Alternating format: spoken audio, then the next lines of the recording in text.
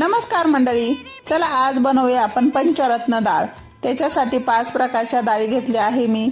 उडीद डाळ, मसूर डाळ, चना डाळ, तूर डाळ आणि मुगाची डाळ। ह्या सर्व डाळी धुवून घ्यायच्या आणि कुकरला थोडंसं पाणी घालून 2 शिट्ट्या घ्यायच्या। नंतर तडक्यासाठी जिरं, मोहरी, लसूण, कांदा, हिरवी मिरची, टमाटर घालून तडका द्यायचा।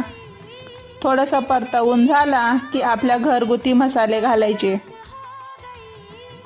कांदा टमाटर चांगले कलसून घ्यायचे आहे आपल्याला, सगळ्या बाजूनी हलवून घ्यायचे। आता त्याच्यामध्ये आपण काही घरगुती मसाले घालू। लाल तिखट, थोडीशी हळद घालायची आणि घरगुती मसाला घालायचा थोडासा आणि शिजलेली डाळ घालायची। चवीपुरतं मीठ घालायचं, थोडंसं पाणी घालायचं। गरजेनुसार पाण्याचं प्रमाण कमी जास्त